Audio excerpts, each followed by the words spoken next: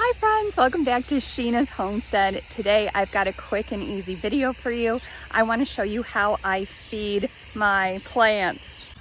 So this is my best kept secret that not many people that are new to gardening know about. I actually feed my plants. So it's not just about the soil that we put in the ground, which is important, but it's about giving them nutrients every 2 weeks, because you know what? They need food too. So what I'm doing tonight is I'm filling up this 5-gallon bucket. I'm gonna put a couple tablespoons of my fish fertilizer in there, and then I'm pouring it all over my plants, and I'm going to do this throughout my entire garden.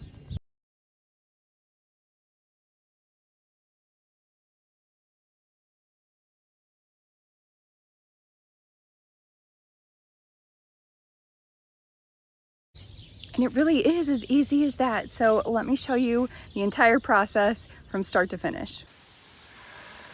I have my 5-gallon bucket.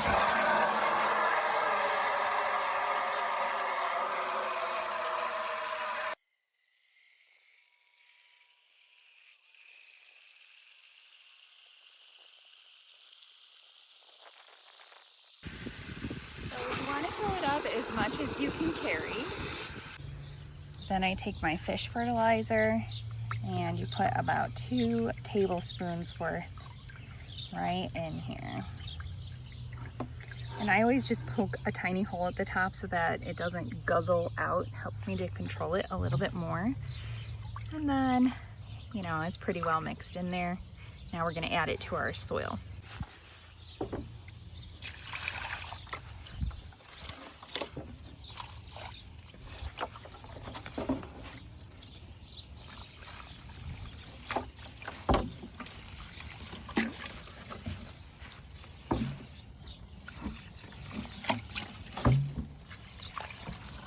Tomatoes are getting big, so I'm just trying to get as close as I can to the base of the plants.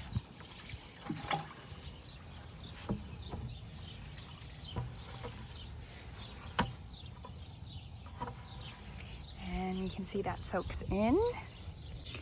Now, questions I always get are, does it smell? Yes, it does. It actually does smell like fish, and it is stinky. So I would not recommend doing this right before you have a party or something like that, especially if people want a garden tour. It doesn't smell so bad, like, you know, all the neighbors are gonna say something. It's not like that, but it just, you know, you definitely want to give it a day or two before you have a party or something like that. We just hosted Father's Day, and I waited till the day after to give all of my plants their fish food. So this is a process that I repeat every 2 weeks, and I think it's been going well. You can see how green everything is. This is the first year that I have done this. I definitely amend my soil in the fall with leaves. We have chicken poop from the garden, and then I also bring pine clippings and shavings back from our vacation in Wisconsin. So we put all of that into our dirt and let that overwinter. So our beds are pretty nutrient dense in the spring, but you know, these are big eaters. They eat a lot of the nutrients out of the ground, and we want that because we want our food to be nutrient dense.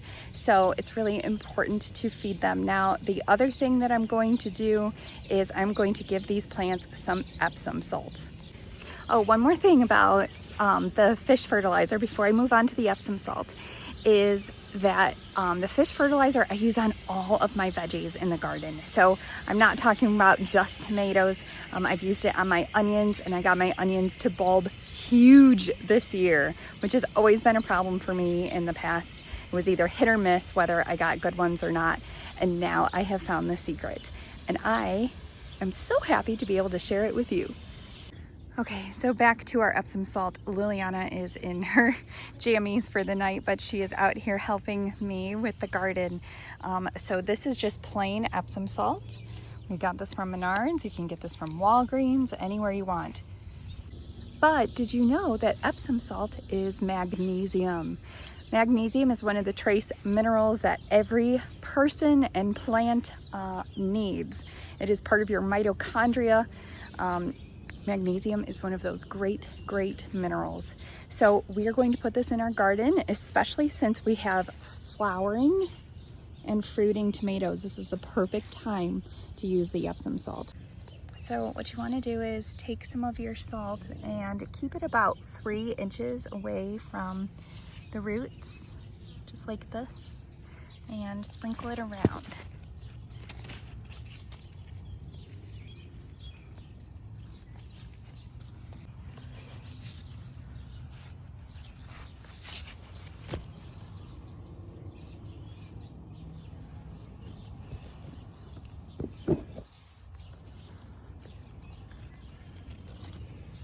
Just like that. Like I said, this Epsom salt is going to go deep in the ground and it's going to help our tomatoes produce bigger, better, more nutrient dense fruit. Okay, so I only have one spot in my garden that actually needs some magnesium and some fish fertilizer. Let me show you what a plant looks like when it is in need of some nutrients. This is what it looks like to need some nutrients. So these leaves are really light green. We do have some pest issues. That's a separate issue, but you can just tell that the plant is not flourishing because it is extremely light green. You can see over here in all of these how dark leafy green all of these plants and peppers are. And that's because they have all the nutrients that they need. I even give my pumpkins some fish fertilizer and some magnesium, and look, we've got baby pumpkins popping up everywhere. So I want your takeaway to be from this video, there you go chickies. I want your takeaway to be that just like us, plants need nutrients too. And sometimes if it's not there in the soil, then we got to help add it so that they get what they need.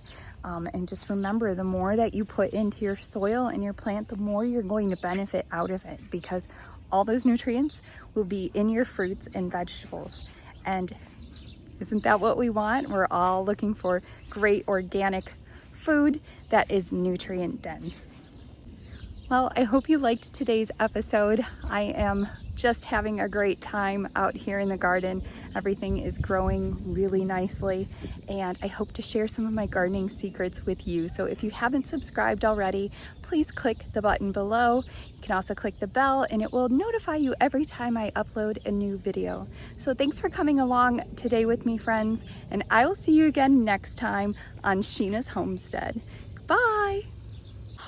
I forgot to add that if you have any questions at all, just go ahead and leave them down in the comment box below and I will get to them. I promise I answer each and every question on each video that I post. So go ahead, don't be shy, leave your comments down below. Bye again. Bye.